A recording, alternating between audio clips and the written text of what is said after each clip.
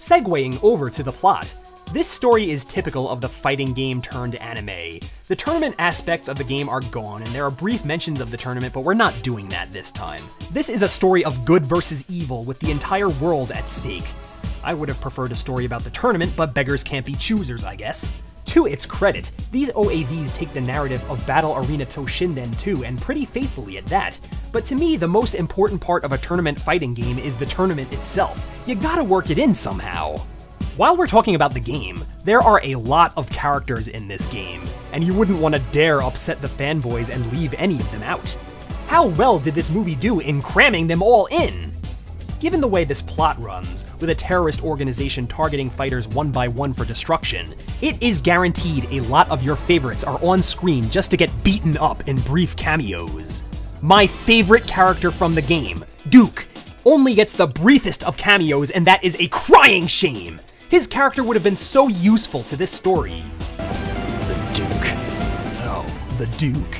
Ichi makes it out like he has some great past with this guy, like he's a constant thorn in his side.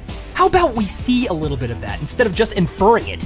True, this story has a very short running time. Over the span of 2 OAVs, it runs at about 54 minutes, but some scenes could have been shortened to make room for the Duke as well as other characters. Late in part 2, this chick in a bandana shows up from out of nowhere driving a police car and just muscles her way into the main cast without ever introducing herself! And even if I believe that bit about fighting a stray dog off, I'm betting it wasn't your run-of-the-mill street Who are you? Why are you a Supreme Fighter EMT dressed like WWE's Ashley Massaro? I think she might have been in Battle Arena Toshinden 2, I don't know. I never played that one. What I'm trying to say is that the character balance is off. But, how about the characters themselves? Ichi and Kaien? They couldn't be any more Ryu and Ken clones if this were Fatal Fury. It is so blatant, it is almost comical. From the Shoryukens, to the hair color, to their red and white motif, to their personalities, to their voices even. It's Ryu and Ken from Street Fighter! Man, Capcom's lawyers must have been real forgiving. One thing I never got, and a lot of anime do this, there are scenes in these fighting movies where friendly rivals get into a little scrap just to test each other's skills. That worked great in Street Fighter. I'm sorry, here I go again. Ken and Ryu lived at a dojo together for years, so it's quite natural for they to wrestle around to boast their abilities. That does not work in the world of Battle Arena Toshinden for one reason. They are fighting with deadly weapons! You can't swing around a weapon of death as a friendly scrap!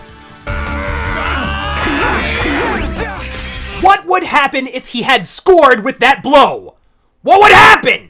Kaien would be sliced open at the chest. He would bleed out and die in Ichi's arms. What a pal! Look at this innocent little scene. Now what was that? What would have happened if they had just pinched forward an inch? She don't know how they're gonna react to this vicious yet playful knife attack. This happy little moment would have taken a real dark turn, huh? Double knives through the Adam's apple. Bap, bap, they are dead. Knife pierces necks, knife pierces jugulars, killing them both dead. Your so-called good friends dead for no reason at all. Stabbed them right in their heads. Now they're just gonna lay there and die and die and die until they're dead. Dead, dead, dead. The only hope for humanity killed dead by a good friend, just assuming they catch the knives in time. You made an ass out of you and me, Ellis, because now they're dead. D-E-D, dead. You know, there's one character I've avoided talking about until now, and that's Sophia. In the game, she was a villainous badass and one of the toughest characters. You bet your ass, if we are playing Battle Arena Toshinden and I choose Sophia as my character, I am spamming the hell out of you.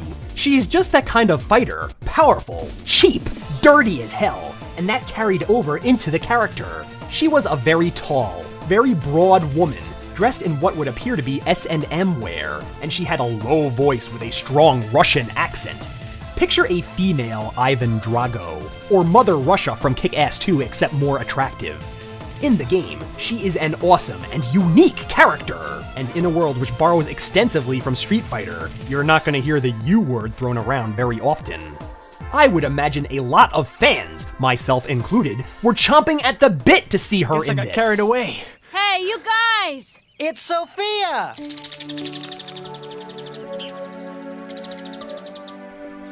No! No! What did they do to her? The voice? The kids? The sweater? No! They could not have effed this up anymore! Sophia is supposed to be cold and callous. She shouldn't be fighting on the good side? How? How did they mess this up so bad? I'm flabbergasted!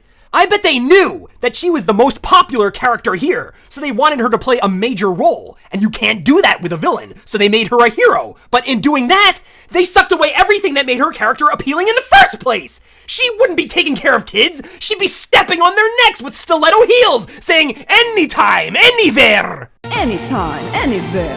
Which reminds me, one of Sophia's trademark sayings is, "Call me Queen!" And this is the line everyone wants to hear. It's like Bart Simpson's "Ay caramba." For part of our admission price, we are guaranteed that line. Call me Queen! But to hear it come out of the voice of this mousy character, this oxymoronic friendly dominatrix, the moment goes over like a deviled egg fart in a crowded elevator.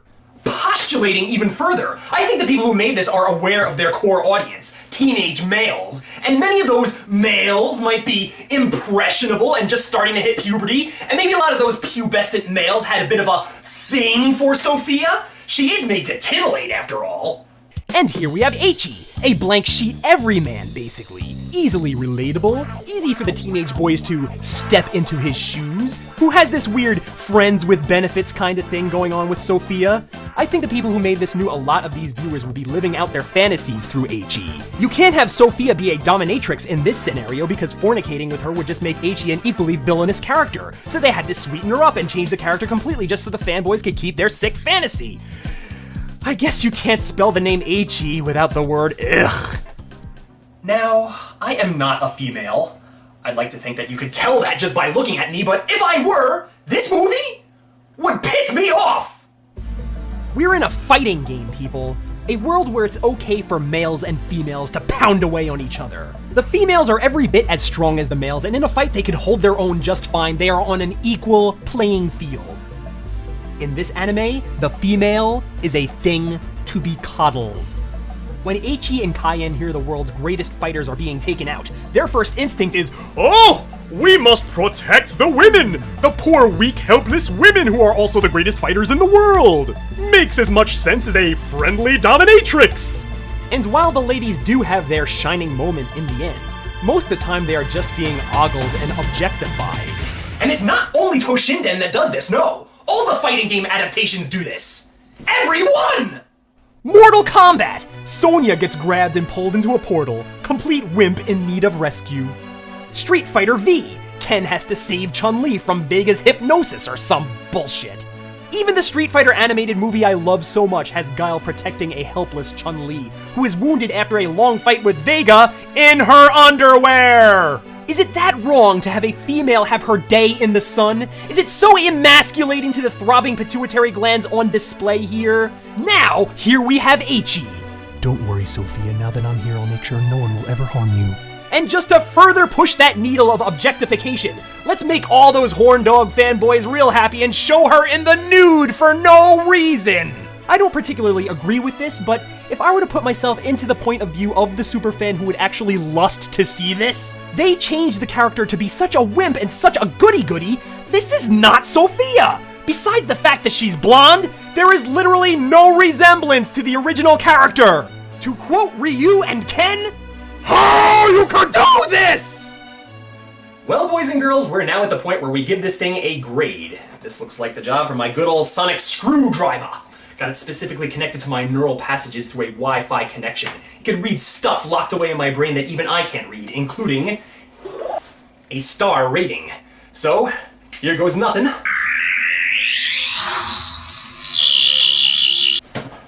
2.5 stars. Seems a bit low. Let me see if I can get up to at least 3.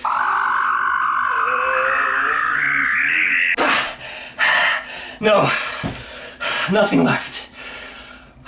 Alright, 2.5 stars. I guess that makes sense. This is a middle-of-the-road kind of series. It's not the worst anime I've seen based on a fighting game, but it's far from the best. Certain things it does very well. It's colorful, it's got some great kinetic action sequences, and all the characters are here in some shape or form. Certain things it does very poorly. The plot is overcomplicated, the art is sometimes gloomy and ugly, and the character balance is all off.